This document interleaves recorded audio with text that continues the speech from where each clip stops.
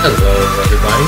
Welcome to the Transfer Portal podcast presented by No Context College Football here. I am sitting along with the likes of Dylan and Andrew. Good evening, guys. How's it going today? Doing good, Doug. Thank you. Thank you for hosting. Thank you for joining us. It is currently 10:30 at night, and I admire all of you guys for staying up, and I know it's damn near midnight for you. Thank you. It's only 8:30 for me, so I'm still chipper at this hour. So I'm still excited. It's only a couple days away from football now. Yeah, I hate to both of you, the fact that it's still pretty early on your side, but Not like you for said, me. that's true. I got to get up at 5 in the morning, man. And I still got to edit this. All right, all you people that are listening to this, I want you guys to send me your things because I am not going to go to bed until like 12:30, and you guys are going to be listening to this, okay? So you're welcome. That's true. That's true. Gotta thank Andrew for being our main editor for the podcast. He is a very valuable member. Every member is a very valuable member. And like Dylan said, we are mainly here to talk about week 0. We're also going to talk about Mount Rushmore of the worst college mascots, but we'll get into that later. So week 0 starts on Saturday. We have 5 matchups here that we're going to cover. And to begin, we're going to talk about Nebraska and Illinois. So it's a divisional matchup between two teams that pretty much struggled last year. Nebraska is reeling ever since Frank Solich left, even before that with Tom Osborne. And we have an Illinois team with a first-year coach, Brett Bielema, and teams are looking for momentum. And starting off with Dylan, can you give us your thoughts on this game? Who would win? How can it affect each program? How the result could affect each program? Key matchups, rising stars, just overall viewpoints on this game. Yeah, like you said, I mean, both these programs are kind of pitted at the bottom of the Big Ten West. I think Nebraska's expected to finish 5th and Illinois is expected to finish last. But the differences between some of those teams and these teams is that both Nebraska and Illinois kind of have some experience a little bit. Not as much production, not guys that are probably going to make all Big Ten as much, but they do have some returning production and some experience. So Nebraska, they had a couple interesting wins last year, beat Penn State, Purdue, and Rutgers. They did lose to Illinois last year by 18 points. But Nebraska, I think the biggest thing for them is their run game. They had one of the best run games in the Big Ten last year, but, they lost 3 of their top 4 leading rushers. Wando Robinson went off to Kentucky. So Adrian Martinez was their leading rusher. We'll have to see if, that kind of stays in their offensive game with Matt Lubick calling plays. So on defense, they returned 8 starters. So I think that their defense will take a step forward. And for Illinois, a really tough year for them as well. They had 3 different starting quarterbacks, fired Lovie Smith, whole new coordinators. There's going to be an emphasis on getting after the quarterback on defense. I think the talent on defense, they do have quite a bit of strength up front and some linebackers. Jake Hansen is a linebacker. He leads everybody in college football with 10 career forced fumbles. So he's definitely going to be a player to watch. Nebraska has, kind of a struggling offensive line. So I kind of expect Adrian Martinez to be in some trouble early on. But honestly, I think Nebraska has enough talent to win this game. I don't really expect Illinois to do a whole lot on offense. So I think if I had to pick this game, I'd say it would be a pretty low scoring affair, maybe in the 20s. I'd go with Nebraska. I would say 27-20. If Illinois can take care of the ball, I feel like, in Nebraska as well, if they can take care of the ball, because that was a huge problem for both teams last year.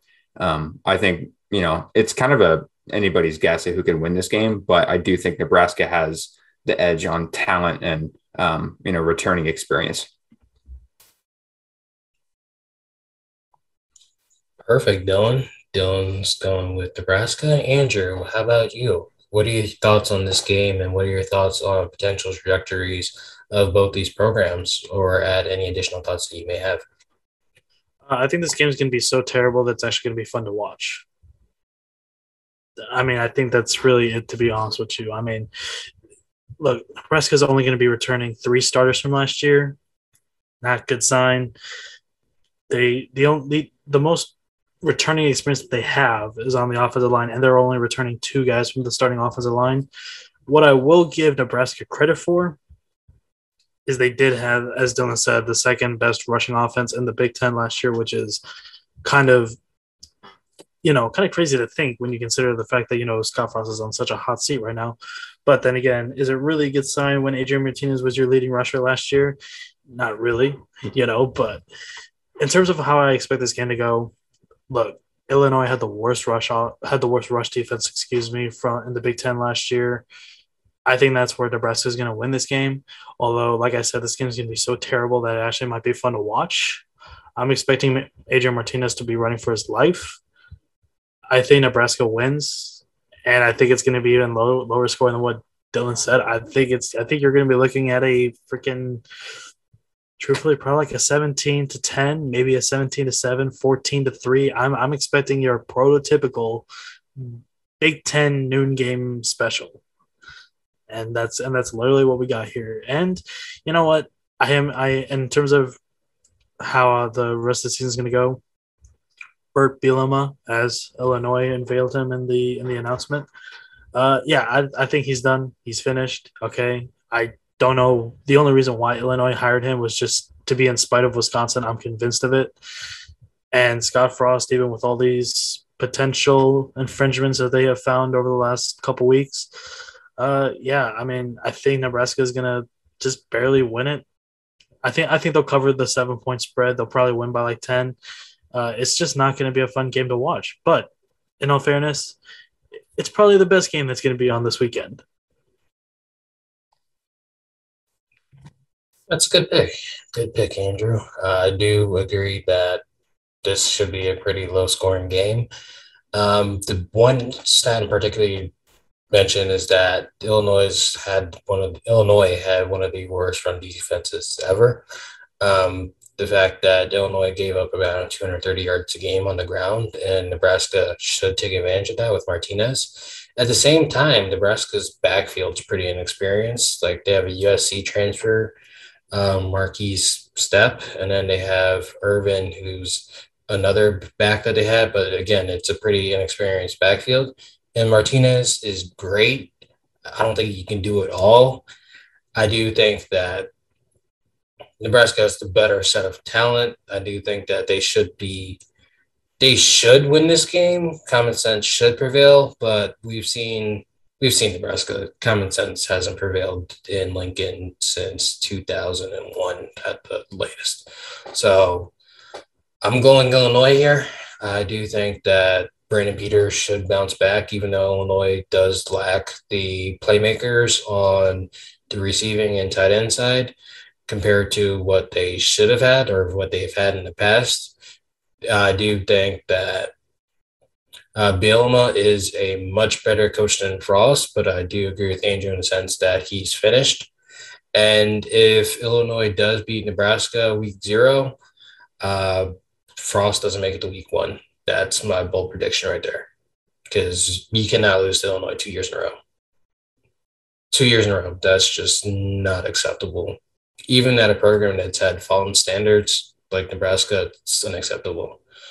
For Illinois, if they win or lose, nothing really changes. Like I said earlier, Nebraska isn't a name anymore. So I wouldn't even say it's a statement win. The statement win for Illinois would probably be Virginia if they beat Virginia. That's how bad Nebraska's fallen to fall behind a basketball school on their schedule as a statement win. But if Illinois loses, like I said, it's game 1, year 1, new coach. It's not going to matter. The team's projected to finish dead last or second to last above Purdue. So nothing will change with a loss, but with a win, the trajectory would change for both programs. So now that game is covered, we're going to move on to our next game. We have UConn versus Fresno State. UConn hasn't played football since 2019, opting to sit out of 2020 season due to the COVID-19 pandemic. And Fresno State is having is being led by a second-year coach, and they are a very talented team. So starting off with Andrew, since I started off with Dylan last time, what are your thoughts on who would win between UConn and Fresno State? And add any additional ancillary thoughts. Fresno State is currently favored by 27.5. And that might not even be enough. Look, I looked into UConn squad, and all I see are the names freshman and sophomore all over the place. I don't even really see seniors as much on there. So it's going to be a really young team. These dudes have not played football since we were allowed to roam outside without having to wear masks. All right, that's how long it's been. Fresno, they're returning a lot of talent. I believe they're returning 20 starters, something along that line, 19 or 20 starters. They're probably expected to have among the best offenses in the Mountain West. Yeah, I'm going to say Fresno State wins this, and I would not be surprised if this went into the 50s to 10s range. Way to go out on a limb there, Andrew. Dylan, your turn. Thoughts on this game, thoughts on the teams, coaching staffs, etc. Elaborate. Yeah, so I mean, the fact that Randy Edsall is still at UConn is kind of a shocker to me, since obviously he's probably the best coach in the program's history, which isn't saying a whole lot. I mean, he had a really great run there before, but since he's come back, they're 6-30, went 2-10 the last time they even saw the field, which was 2019. It's their first year as an independent officially now that they're playing games. So kind of a sort of a new era. Maybe that gives them a new identity. Who knows? But, this team has no identity, pretty much like what Andrew was saying. The only name I recognized on the roster was Kevin Mensah, who has 2,600 career rushing yards. So if anybody's going to do anything for UConn, I expect it to be him, because Fresno State really struggled to defend the run. And I expect that to be an issue again this year. But overall, like Andrew was saying, Fresno State's level of talent is just mountains above, no pun intended, mountains above UConn. Fresno State finished 3-3 last year, but I don't think that really does that program justice compared to like what they had to deal with, because they had a bunch of games canceled due to COVID. First year head coach, a lot of new guys on the team. But Jake Haener really showed out as a quarterback, led the Mountain West with, I think it was 336 passing yards a game. They had one of the best receiving cores, and they're returning all of them. Offensive line has to improve. Jake Haener hit the deck a lot, so I don't expect UConn to really give him any sort of pressure. But later on they play Oregon and they play teams like Boise State and San Jose State, so I expect Fresno State to improve there. And then the defense, the biggest thing for the defense is their ability to get after the quarterback. They're ranked third in the country in sacks per game with just over 4. I think that's, UConn's probably going to get sacked 7-8 times in this game, whoever they decide to start. And then Oregon, I feel like Fresno State's going to kind of pressure Oregon next week as well with that ability to get after the quarterback. But if Fresno State's going to struggle at all, I expect it to be, like I said, on the ground, UConn's run game. But yeah, I'm going to go probably 55-3. I don't expect UConn to get in the end zone at all. I got a trivia question for y'all. So the last time that UConn stepped on the field, like Dylan said, they went 2-10. One of those wins was against UMass. Could any of you guys name the other school that they beat? 2019. Was it Temple? No.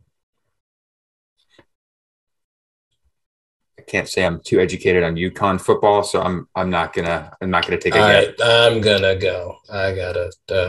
So it's a conference, right? Conference or non-conference? Non-conference. Non-conference. Fuck. So and there's going to be our first official bleep of the episode. Sorry. Trying to think. Why that E is on Apple. I'm going to start and just say it. Has to be. Is it Tulsa? No. I'm saying no before I even fully hear the answer, because I already know it's going to be wrong. Damn. Tulane. It's Wagner. Oh, the Seahawks of Wagner. That's crazy. Yeah, definitely wouldn't have guessed that. Yeah, no chance. I was thinking. Yeah, so FBS you want to look at UConn's resume from the last time they saw the field. Not exactly impressive. Okay, I mean, first above, you're better off playing actual Huskies than this football team right now. Yeah, yeah, no, like UConn, UConn smells. They are a generally terrible program. They are, I wouldn't even say they're a good FCS program masquerading as a FBS program.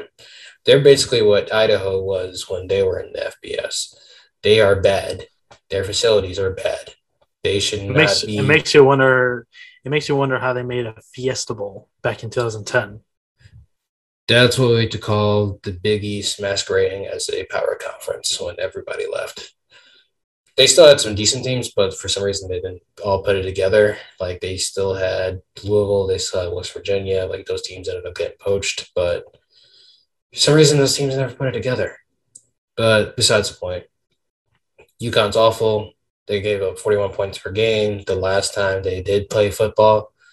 I wouldn't even say play football. Last time they showed up on a field, because whatever they do not play football. They're just there to run cardio, not trying to tackle anybody. They just exist. Ronnie Rivers will probably have 100 yards rushing, 50 yards receiving by the end of the first half. No, first TV timeout. I apologize. Yeah, no, you guys just awful. I can't even say that they win. I can't even imagine if they win. If they do win, Randy Edsel will probably make like 35K in bonuses alone. If they lose, you probably make 10K in bonuses alone. But UConn's just, it's a disgrace to football. I'm sorry. I don't know why I'm railing on UConn too much, but I just hate Randy Edsel. Fresno State should win pretty easily. They do have a stud linebacker, Tyson Maeva. He was a transfer from Boise State and one of the Florida schools. I believe it's Florida International. Yeah, but he's a stud. He led Boise. He was second and third in tackles, and 2 of the years he played heavy minutes at Boise State. He should help shore up defense for Fresno State, and they are a potential contender in the Mountain West. So that's all I have for a game preview. Sorry, it turned into a UConn slander session. But moving forward, we have a really interesting matchup between Hawaii and UCLA. Hawaii's in its second year under Todd Graham. Showed a pretty decent start. It do apologize that they aren't playing in their old stadium as it was condemned recently. And then we have UCLA under Chip Kelly, who is pretty much fighting for his job this year. So Dylan, what are your thoughts on this game, rising stars, keys, matchups, and any sort of tangent you might go on against players or coaches you might hate on either of these teams? We'll see if we get that far. But I actually really enjoy this matchup. I love watching Hawaii against Pac-12 matchups. If you remember that matchup a couple years ago against Arizona, when Khalil Tate was like just short of that touchdown at the end of the game. I really hope that this game's kind of like that, because that was a lot of fun to open up that year. I kind of expect UCLA to handle this one pretty easily, but I do think Hawaii is going to be a pretty competitive team this year. They're expected to finish fifth in the Mountain West Western Division. They have a new offensive coordinator, which is actually Todd Graham's son. He was the pass game coordinator and the running backs coach last year. I wasn't really expecting their offense to be as good as it was last year, because Siobhan Cordero, their starting quarterback, when he was, I believe, a true freshman, I wasn't really impressed with him playing behind Cole McDonald. But last year, I think he had a pretty solid year, 2,000 passing yards, 14 touchdowns, 6 picks. He had 483 rushing yards as well. He was the first Hawaii quarterback to lead the team in rushing in 30 years. So pretty impressive year last year. But I think the rising star for them is Calvin Turner. The guy, when I say he does it all, he really does it all. He played Wildcat quarterback, which is what he did in high school as well. Played running back, slot receiver, was a kick returner. He scored 11 touchdowns and did it 3 different ways. So the guy's going to be a star. I hope people know his name. On defense, I think they have a really solid secondary. Cortez Davis was one of their best players last year. Darius Muaso, I don't know if I'm saying that correctly, but he was top 5 in the country in tackles per game. So that guy's a tackling machine. But, Hawaii, I think their biggest flaw is that they gave up 200 some odd rushing yards a game. I think they could do a pretty good job against the really solid receivers that UCLA has, like Kyle Phillips and Chase Cota, and Dulcich at tight end. So I think UCLA will probably win by 17 or so. I think UCLA's offense is going to be probably not as good as you would expect them to be throughout the season. I think they'll kind of find their way. But overall, UCLA has a ton of returners, 19 to be exact. DTR, I think this is going to be a breakout year for him. A lot of guys coming back on the offensive line. I think it's the whole offensive line. Defense is stacked and really aggressive. They get after it. So I think UCLA probably puts up, I'd say 35. I'd go 35-24. I'd say UCLA wins this one. Thank you, Dylan. Thank you. Stole one of the stats I was going to use, but it's all good. Andrew, it's your turn. Thoughts on this very interesting matchup here? UCLA is currently favored by 17.5, and I think they're going to cover that. I think they're going to win this by 21. Hawaii had one of the worst defenses last year. I believe they were 8th in the Mountain West last year. And UCLA, for as much slander as we sometimes give them, they had the second best rushing defense in the Pac-12 last year. And I believe they had the second best rush offense in the Pac-12 last year, also returning as much talent as they are, as you said, 19. UCLA wins. It's going to be a home game for them. As far as I'm concerned, UCLA, they'll win. I'll say 38-17. No, thank you for your very succinct game prediction in summer. At least on my end, I do have UCLA winning. Britton Brown and UCLA backfield should be able to take advantage of Hawaii's awful run defense. I do think UCLA will out-talent Hawaii. At the same time, though, Hawaii's pass defense should do a decent job against Kyle Phillips and Greg Dulcich, like what Dylan said earlier. So it's a pretty interesting matchup in terms of strengths and weaknesses, and see how UCLA can exploit that and vice versa. Like Dylan said, Chase Cordero was the leading rusher for Hawaii, and historically, UCLA's defensive coordinator, Jerry Azizanaro, I believe that's how you pronounce it, or somebody correct me if I'm wrong in the comments in the podcast. He has historically struggled with quarterbacks that can run. So there is a potential for Hawaii to gain some points there. But in the end, I just do think that UCLA will wear them down by the third and fourth quarter. The one issue that UCLA has had in the past is that they cannot finish out games. They'll have big leads, or they'll even have leads, and they just can't finish out. They'll lose games that they have no business losing. I would be wary of picking UCLA, but I do think that they are going to use this game as a momentum builder for LSU. Because if they lose somehow and they end up 0-2 before they face Fresno State, which is also not a guaranteed win, Chip Kelly's probably not going to go bowling, and that should do it for him. So this game means a lot, and he should win. Hawaii side, it really doesn't mean much if they lose, but if they win, it is a program-building moment for Diagram before he bolts off to another job in the next year. Anyways. Something I do want to bring up real quick is that UCLA last year, when they went 3-4, 3 of those 4 losses were one-score games. So as you're saying, the question for me with UCLA is not the talent.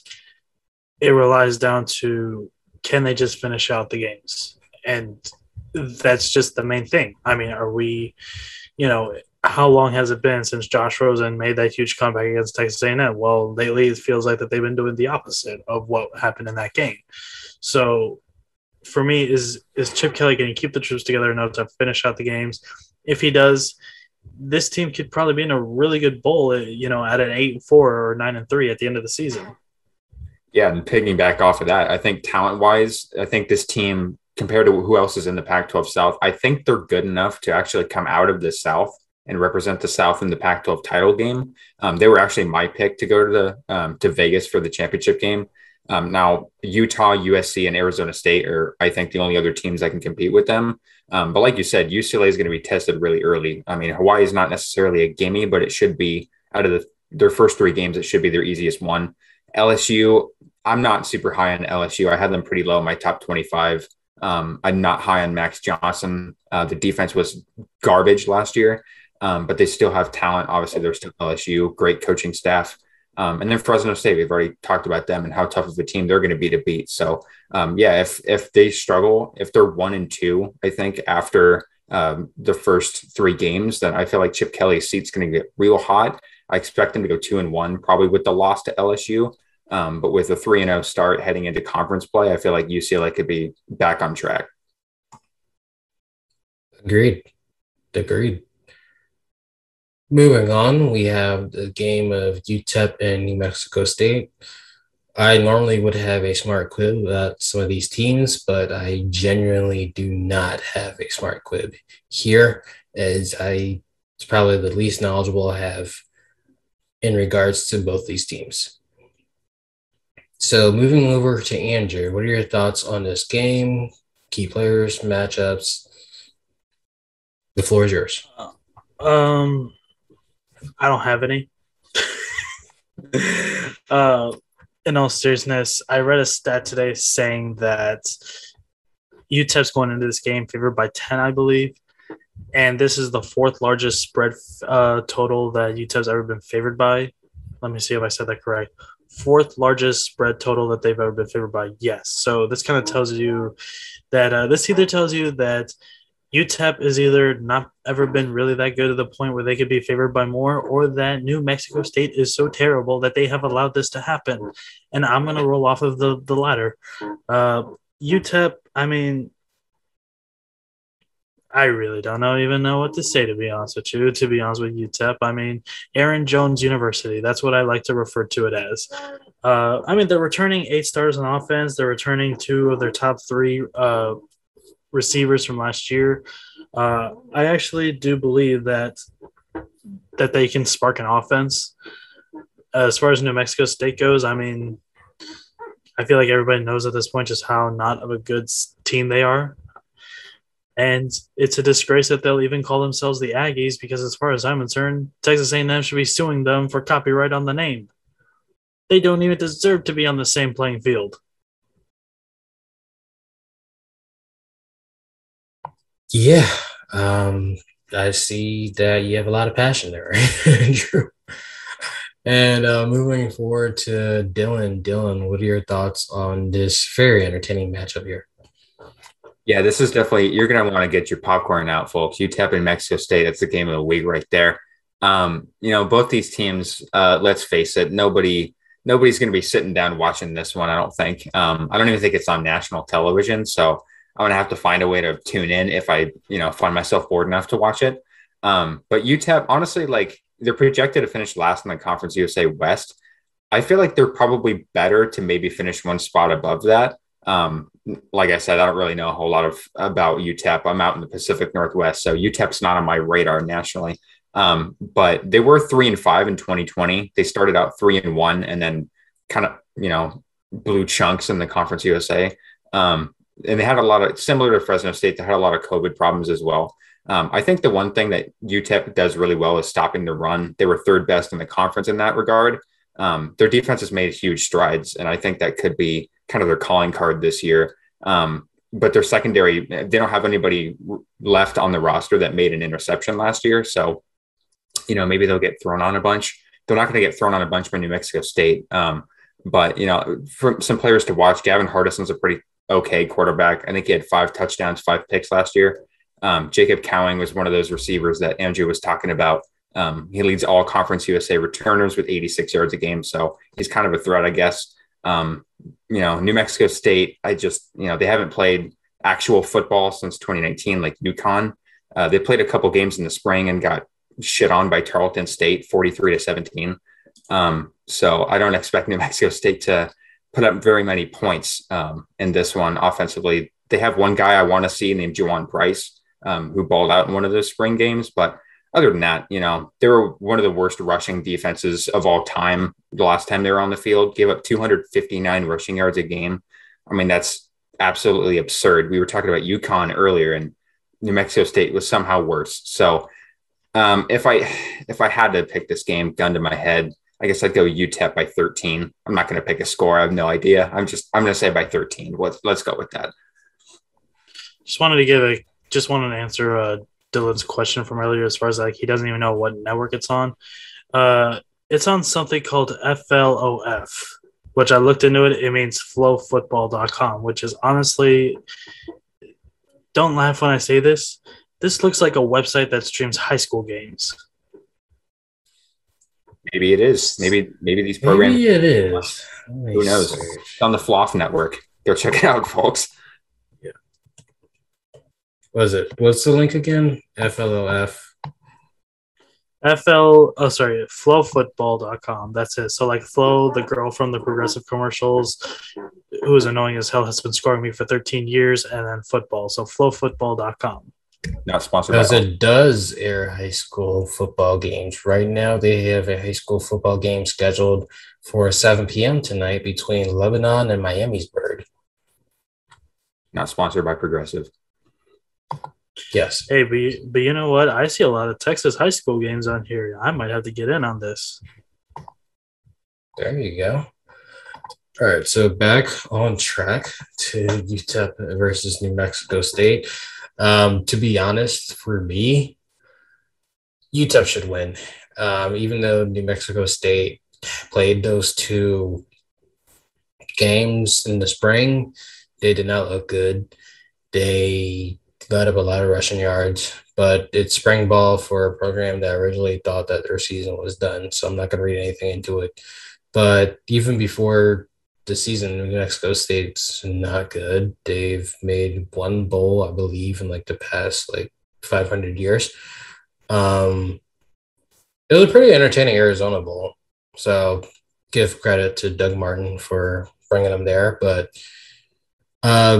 in general, UTEP should win. Deion Hankins should run all over New Mexico State. They have a nice JUCO recruit in Tyrese Knight, who should be able to help slow down ball carriers and play in space as well. As in terms of trajectory for both teams, I genuinely have no idea how this would impact either of these teams.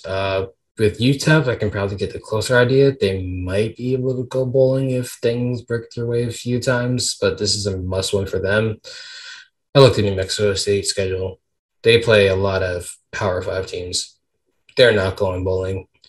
They're using this to help build out their other programs and take these cash games. Totally respect it to them.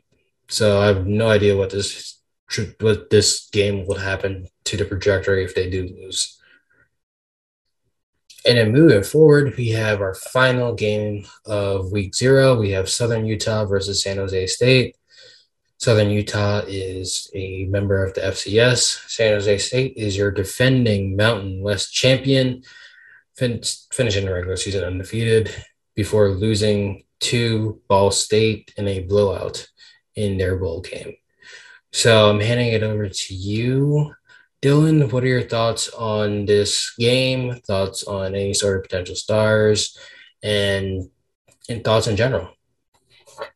Well, the only thing I know about Southern Utah is that they're projected to be garbage in the FCS at the bottom of their division. And I think they're switching divisions. Comments can correct me if I'm wrong. I'm pretty sure this is going to be their last year in the division that they're currently in, or conference that they're in.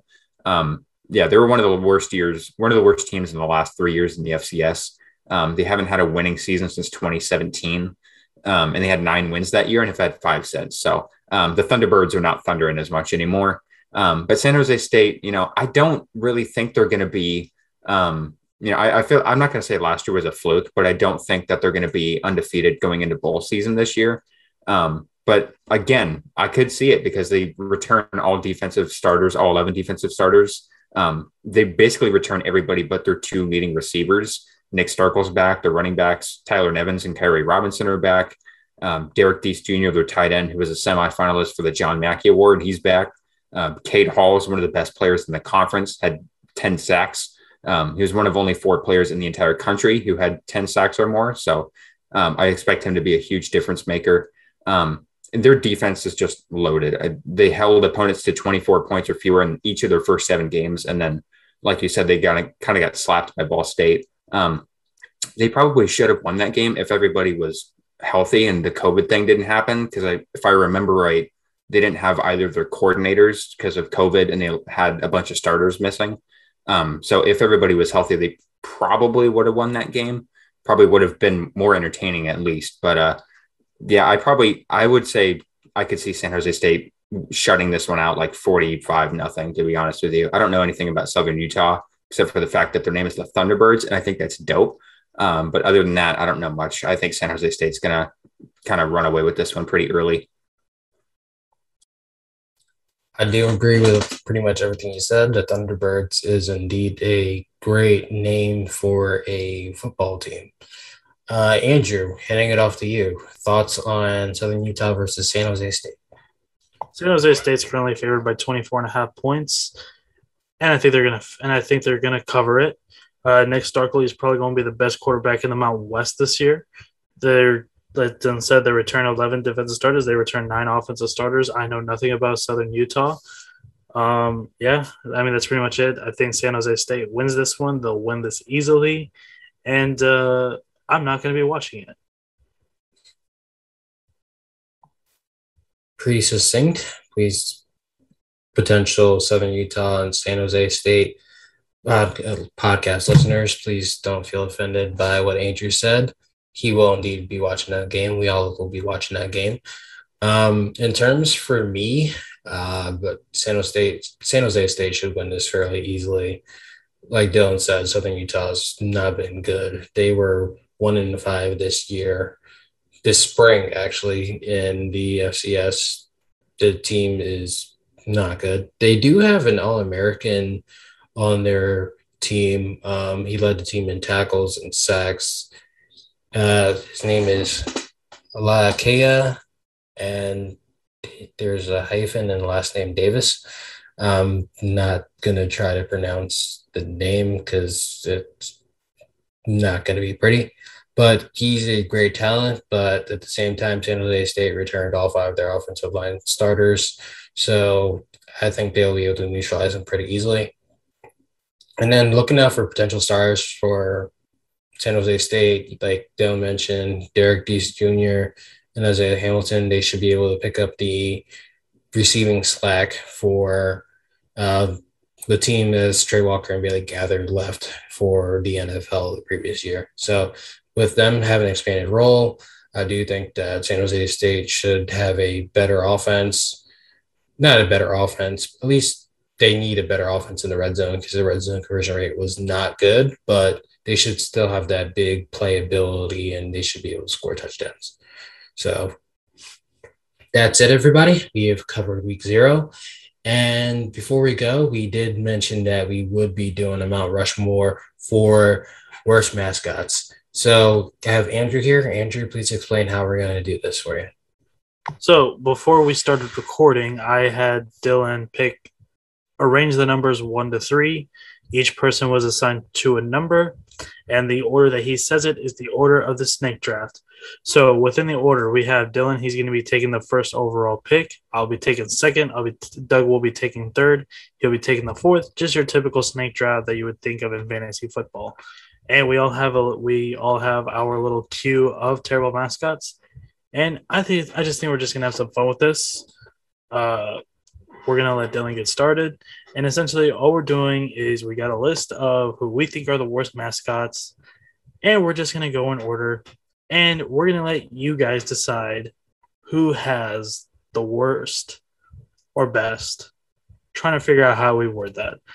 But who's going to have the best Mount Rushmore of terrible college football mascots? And I think I pretty much made that all explanatory. Yeah, so I have my short list. I knew immediately who I was going to take as soon as I found out that I had the first pick. And I'm going to go with Oski the Bear as my first overall pick. I absolutely hate this bear so much. I did a podcast about mascots in the Pac-12 for another publication, and I went on a pretty long tangent. I'm not going to repeat it all. Basically, I just said I wouldn't allow him around my kids. I think he's creepy. I think he's a cousin of the It Clown, all that kind of stuff.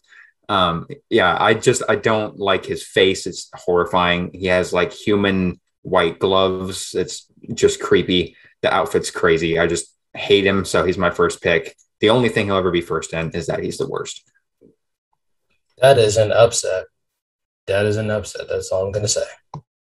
And just like that, this is going to be like Kevin Durant falling to second overall, because I feel like this would be number one on most people's draft board.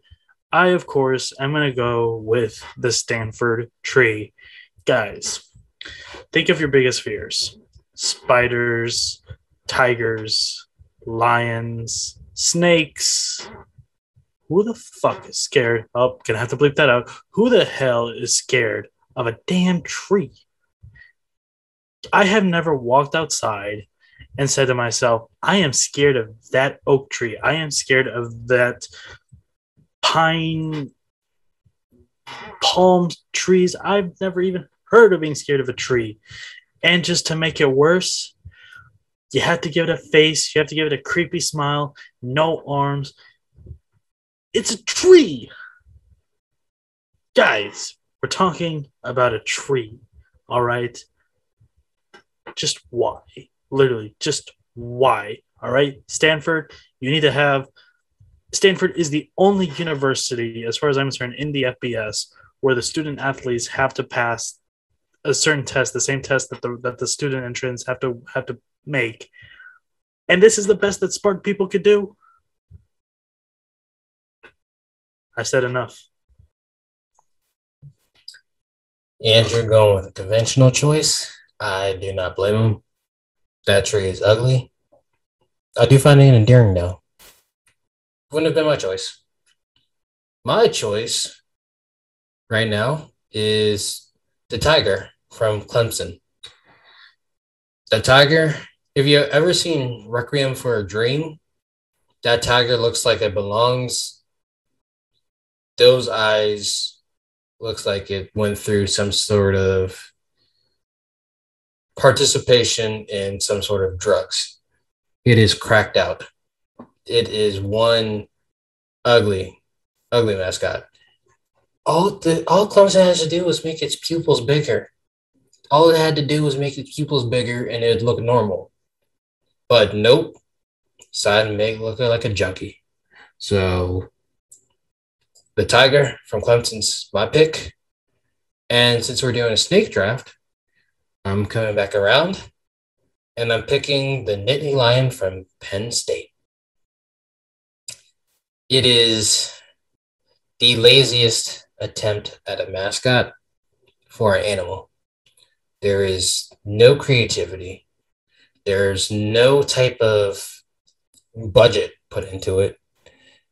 It's a mascot with a scarf or a mascot with, they'll put a jersey on it, but it still looks like a rug that you get from the dumpster. It is absolutely nasty looking, an unwashed rug that you get from a dumpster. Like it's just so unkempt and lazy. And I would say I'd expect something better from Penn State, but I don't, because they love simplicity. They love being lazy in the terms of tradition, but the mascot stinks.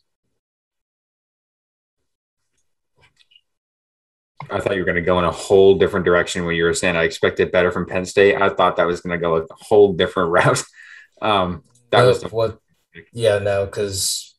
people have talked about that route for pretty much at least a decade. Plus, we're trying to keep it lighthearted here. I'm not going to delve into that. The family-friendly show. Even though we said the F word multiple times already, yes, we're still a very family-friendly show. It's an 18. The tiger looks like it was on crack. So, all right, so that comes back to me, right? It does. You know what? I'm sure I can make a better pick here, but I kind of really want this guy. You know, this guy is he's the type of pick that I would make that I could probably get in like the third or fourth round, but I just want him so bad. Okay, that just sounds absolutely terrible, but I just want this mascot on my list so bad that I'm just going to go ahead and take him right away. I'm gonna go with Otto the Orange of Syracuse. Awful pick, man. I'm appalled. That is nasty, man. Appalled. You guys. I want to give a special shout out to 5 Points Vids, because he did a video about 3 years ago on the worst mascots in college football. And he said something that just can never make me look at Otto the Orange the same way. He said that Otto the Orange looks like he looks like a pair of testicles that had just grown legs and just started walking around the Syracuse campus. And ever since he said that, I am absolutely appalled whenever I look at it. I mean, he described it as Louis C.K.'s yam bag. Alrighty. I don't know. I mean, look, guys, it's almost 11:15. All right, I know I've gone off the rails, but I'm not a fan of oranges, the fruit. I mean, look, I love orange juice and all that, but as far as orange, the fruit, I don't really care for it. And I'm sorry, guys, but like, are you guys scared of oranges? Like you got really? PTSD over oranges, man. Like, this is a deeper issue that we have to talk about on a different pod. No, okay, like, it's a freaking orange, man. It's an orange with the worst smiley face I think I've ever seen. You know what it is? Remember the old Walmart where they had that little, that yellow face smile and all that? They just put that with bigger eyes on an orange. That's what they did, okay? Syracuse is named after like a Roman god or something like that. You could have done something with that. No, you choose a freaking orange, okay? Because they had a Native American name and then they changed it to the orange. You could have done something better than orange. I'm gonna die on the pedestal that I love Otto. I'm not gonna say I'd like. Agreed, Dylan. You didn't have to talk about Louis C.K.'s nether regions, honestly. Like, I feel like that was uncalled for. I've heard somebody say he was basically the annoying orange with legs and arms, and that I thought that was accurate. But I still think, I'd rather hug Otto the Orange than most mascots, which leads me to my next one is Purdue Pete. I know Doug probably had him on his queue because I know how much Doug absolutely loves Purdue. Oh, no. Purdue Pete's an institution. I'd never draft him in this draft. Yeah, he kind of looks like Buzz Lightyear if he was on some sort of hallucinogen. I just think it's a horrible attempt at trying to make a human mascot. I think, like, if you're going to make a human mascot, I think Michigan State's kind of like the standard. I just don't like the plastic face and the eyes and all of it. It just looks like he watches people in their sleep. It's really creepy. So I'll go with Purdue Pete. And then, Andrew, are you going to say something? Yeah, I was just going to say, about 10 years ago, they made like a fuzzy version of like Purdue Pete. Would you have chosen, I'm not saying like in the Mount Rushmore per se, but like if Purdue Pete was fuzzy, would he be a lot more likable than what he is now? Like I'm talking like a Sparty type of mascot. No, because fuzzy Purdue Pete got so much negative feedback, they went back to the classic. Yeah, I've seen it, and it doesn't look. It looks different. I'm not going to say the face looks any better. It was a missed opportunity because I think it should be fuzzy rather than the plastic action figure face. But yeah, they still missed the mark, even though they had an opportunity to make it better. And then my next one, going a little bit different. This might be an upset. I know some people have an attachment to this mascot, but I'm going with Willie the Wildcat from Kansas State. God damn it, that was my pick. I like the head. I think that head's okay. It's just why is it only the head? It looks like some drunk kid from the night before, who had a party the night before is just running around with a mascot head on the field. I mean, it's just really pathetic. Like, they couldn't even give him a fuzzy body, or like even the Oski pedophile gloves. It's just a horrible attempt. The head's cool. It's just the rest of it is just the laziest attempt at trying to make a mascot. So yeah, those are my two picks. Somebody let Lee Corso go insane. That's what happened. That's what it is. I bet Lee Corso, he probably put on the mascot head, went out onto the field, and somebody was like, you know what? he is onto something. Iconic. And that's what they did. So, all right. So he went with Willie Wildcat K-State, which means it's time for me to make my third. And I feel like this is kind of like around the time where we kind of have to start being serious. And I have not prepared myself this further, but I'm gonna go with Hey Reb from UNLV. You guys, who is that gunman from the Looney Tunes? The Yosemite Sam. I'm sorry, can't speak. Yosemite Sam. Yeah, I mean that's who he looks like, and not like, but like with this dude's mustache is like massive. It's like so inappropriately massive, and it's such a huge head for like such a small body for the mascot. It's just terrible. It's just ugly. Like no mascot's head should be this big compared to his body. And not only that, you make the mustache absolutely massive. I don't get why. I just don't. It's just extremely creepy. That's just it. It's just more creepy than terrible.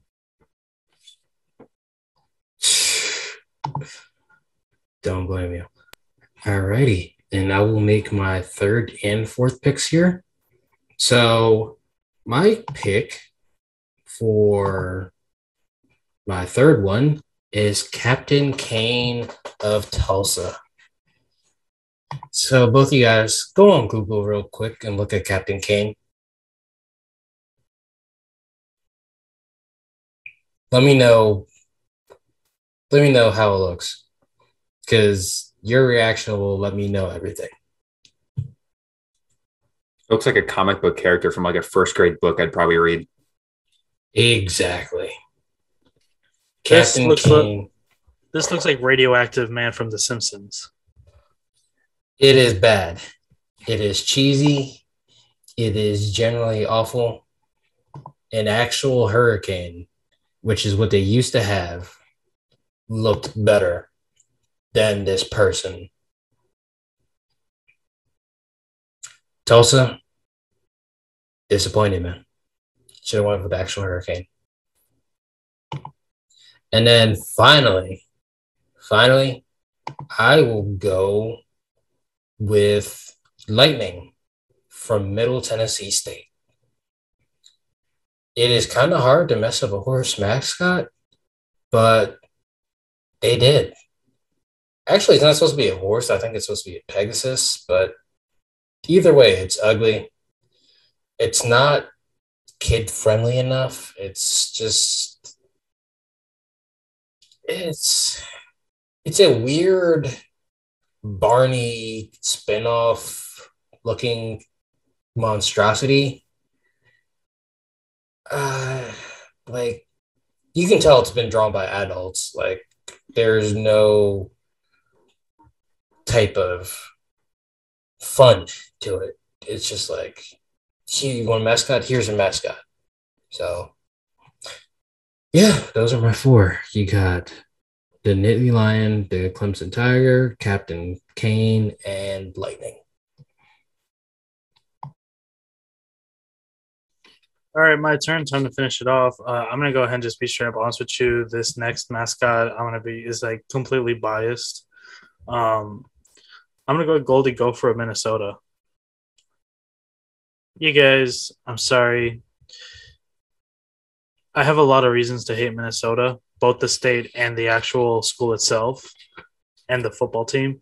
But this dude, Goldie Gopher, probably has the most punchable set of butt teeth I think I have ever seen in my life. If I ever see that dude face to face, he better have dental insurance, because I don't know what I'll do, but he won't have those butt teeth very long. He also has the absolutely weirdest smile. There is absolutely, it's the same thing with Oski. There should be no smile in the universe that should smile cheek to cheek the same way that Goldie Gopher does. Also, I remember one time, a couple years ago, I think I forgot what happened, but I was really pissed off at Minnesota, and I was chatting shit at the. Oh, there you go, another bleep that I got to put in. But I was talking smack to one of the Minnesota journalists, newspapers, or whatever, and their avatar is literally a cartoon version of Goldie. And every single comment that I put, they liked it, and they liked it. Liked it so much to the point where whenever I pulled on my notifications, all I saw was Goldie go for pictures, up my notifications, up and down. I don't like this dude, okay? I wish I could put this dude through a table, all right? Let the hate come out of your heart, man. Goldie is goated. Let the hate get out of your heart, man. Let the hate get out of your heart. I didn't realize Andrew and I had so many differences with mascots. If you have anything bad to say about the Oregon Duck, I will fight you. I'm just saying, like, I know how you feel about as a football program. No. Everybody loves puddles, man. Yeah, but like you had the same thing about Syracuse. Is like, who's scared of an orange? Who's scared of a tree? Who's scared of a duck? Honestly.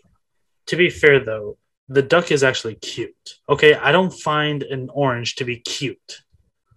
That's a you problem.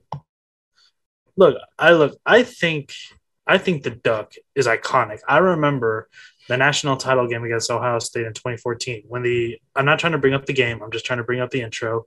When he ran out of the tunnel by himself, I thought that is one of the perfect no context moments of all time. It was just awesome. And look, I love the duck. I really do. All right. I think he's awesome. All right. And look, trust me, when it came to writing down this list, I only wrote down 17 names. That means, okay, that's probably a lot, but there's probably 113 names that I did not write. That means I at least have some form of respectability for them.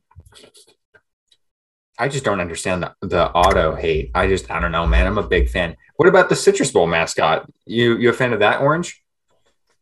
No. I guess Andrew's just, if I ever meet He's a lost cause. He's a lost cause. So for my last pick, I kind of had this scramble because I forgot I was going to pick UW's Harry the Husky, the fuzzy one, but I forgot they changed it and it looks slightly better now. So I'm not going with that one anymore. But I'm going to go with Herky, the Hawkeye from Iowa. I hate this mascot. I forgot that this one looked this bad. First of all, it looks like Barry the Bee from the fucking Bee movie. And the smile is just terrible. You don't have to bleep Andrew. You don't have to bleep it at this point. We have an E next to us. We're fine. The Herky in the name is horrible too. I don't know. I had to look up what its name was because I had no idea. But the smile, the face, it's got like huge eyebrows. It looks like Anthony Davis when he was at Kentucky, to be honest with you. I don't know. This one's bad. I think like there's with a Hawkeye, which whatever the hell that is, some sort of hawk creature thing. I feel like there's a pretty good opportunity to make this one look really unique, and it just doesn't. So I think this is definitely one of the, I think it's underrated how bad Herky the Hawkeye is. I don't feel like people talk about him enough when you talk about the worst. And my honorable mention is the Demon Deacon from Wake Forest. I think that guy's a creepy mascot as well. He's probably my number 5. Herbert the pervert from Family Guy. That's what the Demon Deacon is. Yeah, Demon Deacon is kind of creepy, but it works for Wake Forest, so I'm not even mad at that. Guys, so, Doug, do you have your honorable mentions on you also? No. I mean, like, you guys took my good ones. Like, these 4 are my 4, and I'm not even going to honorable mention them because they separate themselves from being the absolute worst. So I will give the rest of the names that I have on here. I said Willie the Wildcat for Northwestern because they also have a Willie the Wildcat. So I don't know who came up with who's first, Northwestern or K-State. Whoever came up with it first needs to sue the other party. That's for sure. I'm actually shocked. Doug, I know you're a fan of this mascot. Big Red of Western Kentucky. Big Red's an institution, bro. Come on, you're not going to do that to Big Red. I also wrote down Mr. Commodore from Vanderbilt. I had him until they redesigned him. Because before he looked like Demon Deacon. Mm-hmm. But that redesign made him look younger and modern to where it's not creepy. Pistol Pete of Oklahoma State, which he actually won a survey for like creepiest mascot in college football. I had him on mine too. I mean, it's kind of the same thing that I said with like the Hey Rev for UNLV, except his head is actually plastic. Like It's just creepy. I don't know how they make it work, but they kind of do. But he's still ugly. My thing is like, you put blush on a mascot with a plastic head. Like, that is weird. I got both Lil Red and Herbie Husker for Nebraska. Little Red, no, Andrew, come on, get out of here. You're not gonna do that, Little Red, man. Like, your list is generally pissing me off right now. Oh, just wait. Dylan, I think you'll have an agreement with this one. Benny Beaver of Oregon State. Thank you. I was just going through the Pac-12 mascots earlier today, and I just saw Benny Beaver, and I was like, those are some of the creepiest eyes I think I've ever seen in my life. He's even creepier in person. Trust me on that. I also wrote down Super Frog of TCU. I'm not going to argue that one.